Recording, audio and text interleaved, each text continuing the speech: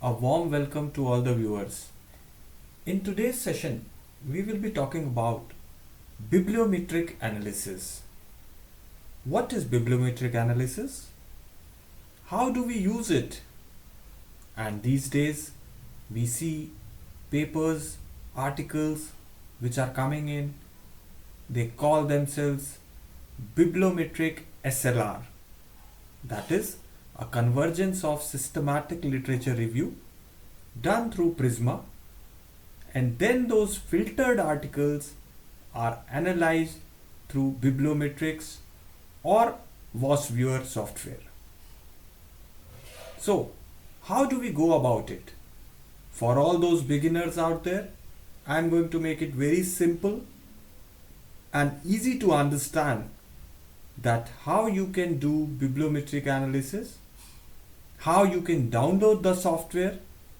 Generally, people don't know how easy it is to install RStudio and then run BiblioShiny app to conduct bibliometric analysis. How to download the data from Web of Science or Scopus.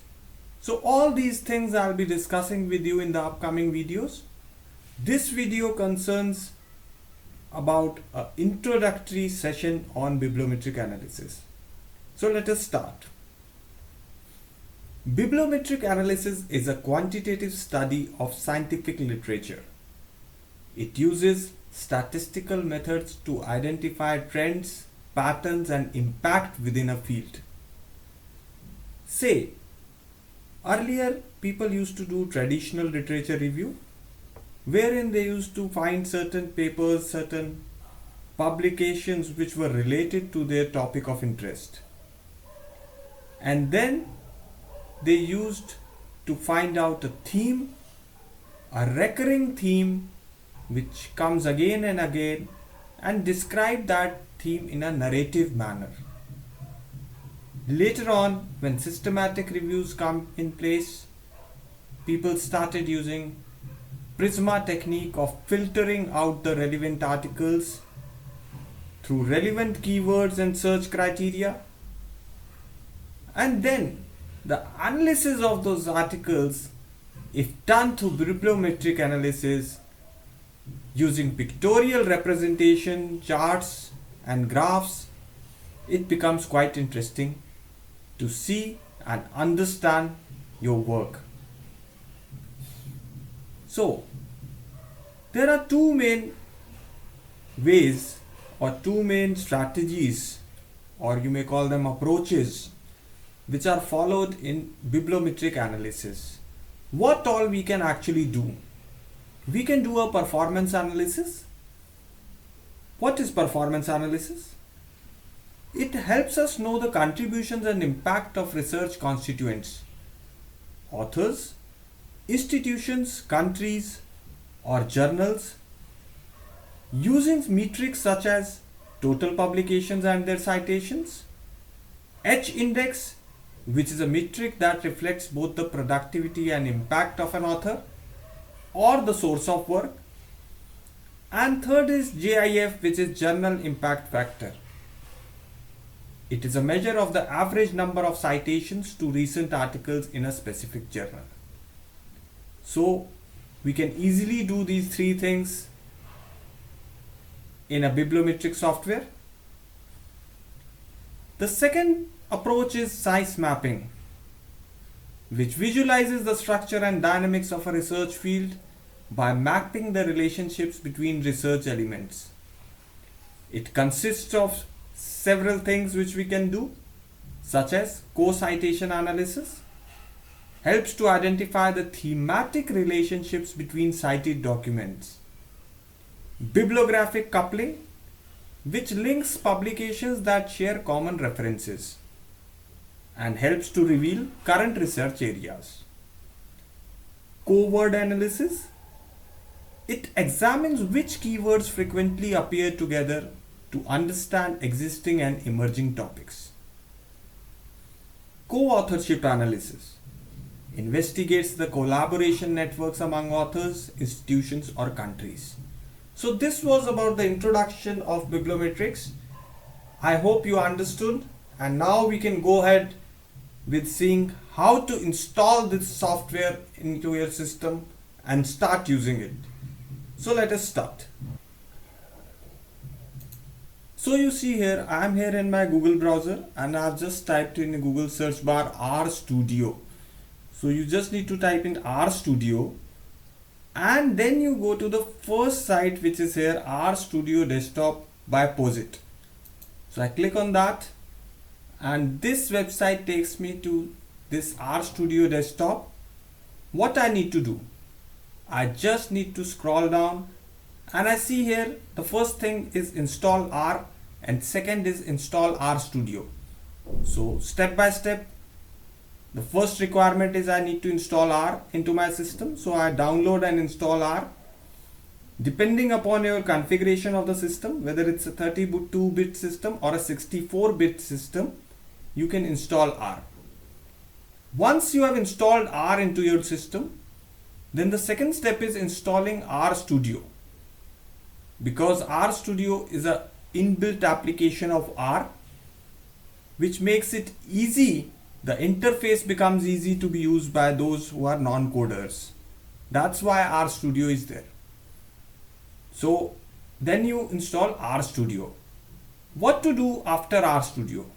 So once you open RStudio, then you need to go to this website. So I'm showing to you clearly.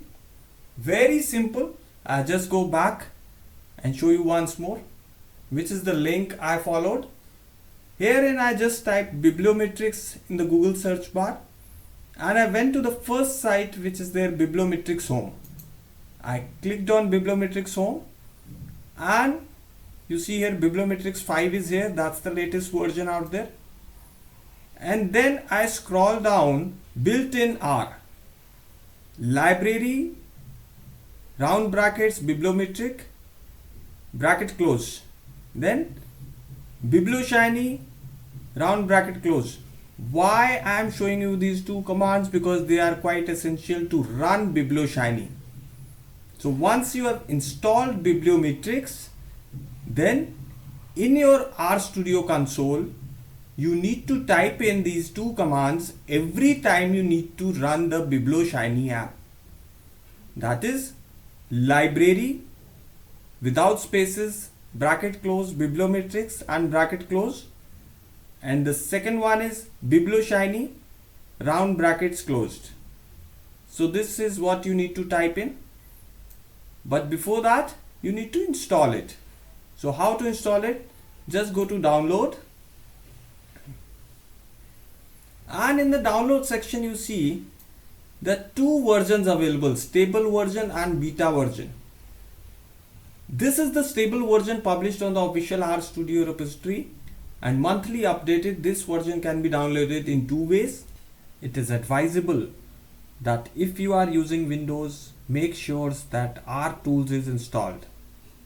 So what we need to do, we need to go to RTools and install the latest version of RTools. Here in this case it's RTools 4.5. So this is the RTools. RTools may be installed from the RTools installer or 64-bit RTools installer. So what I'll do is I'll click on RTools installer and I'll install RTools 4.5. It will take some time because the file you see here is 460 MB. So after the installation of RTools, the next thing what I want to do is I copy this command and go to my RStudio interface. This is my RStudio and paste it over here and run this to install the Bibliometrics. So you see here I'm installing Bibliometrics. No downloads are needed because it's already installed on my system. The second way to install is through go to the tools, install packages, and in the packages you type Bibliometrics and press install. Make sure you have ticked upon install dependencies. Since it is already installed on my system, I just needed to show you two ways of installing Bibliometrics. So that is how you can do it. So I'll cancel it out. Now to run BiblioShiny, what I need to do is I need to type in two commands which I showed you on the Bibliometrics website also. The first one is library round bracket Bibliometrics, like this, and I press enter. The second one is BiblioShiny and round brackets. Now every time you need to open, you don't need to install Bibliometrics again, but you need to type in these two commands. The first one is library round brackets Bibliometrics round brackets close, and when this command gets executed you need to type in BiblioShiny round brackets and press enter. So now you see you are connected to the internet. It will take you to the online platform of BiblioShiny, where you can import the data file as per the recommended formats from Scopus and Web of Science to do your analysis. You see here you got the BiblioShiny, the Shiny app for Bibliometrics. Now what type of data you can analyze? See, from here you can import or load data, and when you go to info you see supported files. So you see from Web of Science what type of extension files can be downloaded, which can be easily read by Bibliometrics from Scopus, from OpenLX, Dimensions, Lens, PubMed and Cochrane library.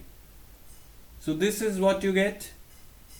Now in the next video I will show you how to import the data file and start with the bibliometric analysis.